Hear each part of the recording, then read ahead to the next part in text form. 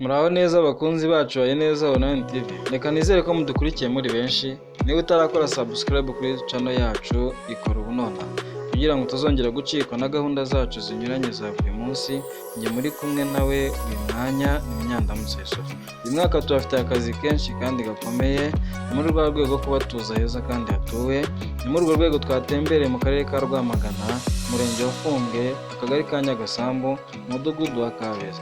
Tubafite inzu nziza kandi nini iri ahantu ku muhanda wa kaburimbo, hafi y'ivuriro, hafi y'amashuri na sitasiyo ya esanse. Isoko rusange, ibi byose biri muri metero zitarenze 10. Uwayishima azazegure. Ni inzu iri ahantu heza nk'uko nabivuze, yegereye umuhanda wa kaburimbo. Kuva kuri kaburimbo ujya aho inzu iherereye wahakoresha umunota umwe gusa n'amaguru. Ni inzu nini rero ifite ibyumba 5, salo, saramanje, koridoro 3, dushe 3 na toilette 3 mu nzu mo imbere. By'umwihariko ifite annexe 2, dushe na toilette. Ikaba ifite pariseri nini ifite ubuso bungana n'1449. Nk'uko mubibona mu mashusho, ifite ikibanza cyiza kandi kinini. Muramutse mwifuje kuyisura cyangwa se ukeneye ibindi bisobanuro kandi bihagije, wakifashisha cyangwa se ugahamagara iyi nimero 0788 52 74 989.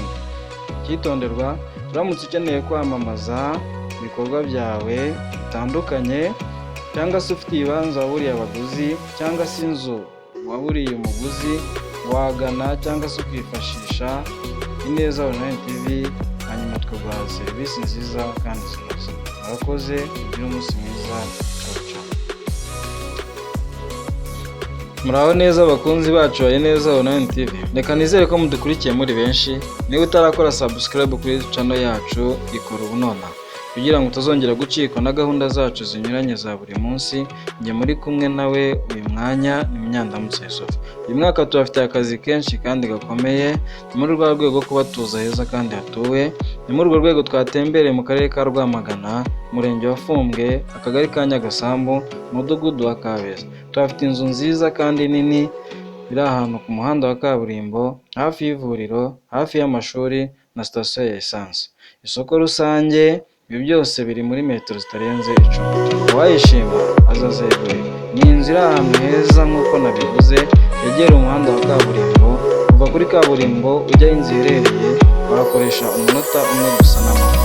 Ni inzu nini rero ifite ibyumba 5, salo, saramanje, koridoro 3, dushe 3 na toilette 3 mu nzu mo imbere. By'umwihariko ifite annexe 2, dushe na toilette. Ikaba ifite pariseri nini ifite ubuso bungana n'1449. Nk'uko mubibona mu mashusho, ifite ikibanza cyiza kandi kinini.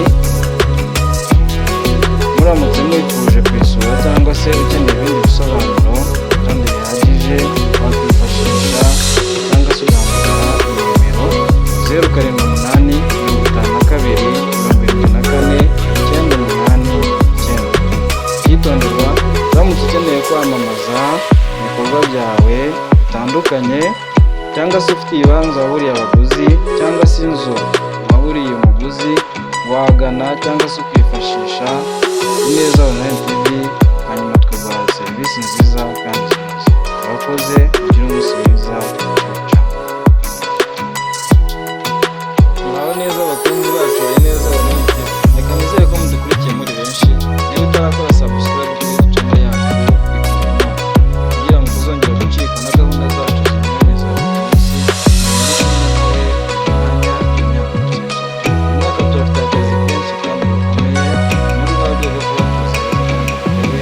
Muri urwo rwego twatembereye mu karere ka Rwamagana, Akagari ka Nyagasambu, Umudugudu wa Kabeza. Tubafite inzu nziza kandi nini iri ahantu ku muhanda wa kaburimbo, hafi y'ivuriro, hafi y'amashuri na sitasiyo ya esanse. Isoko rusange, byose biri muri metero zitarenze 10. Uwayishima azazegure. Ni inzu iri ahantu heza nk'uko nabivuze, yegereye umuhanda wa kaburimbo.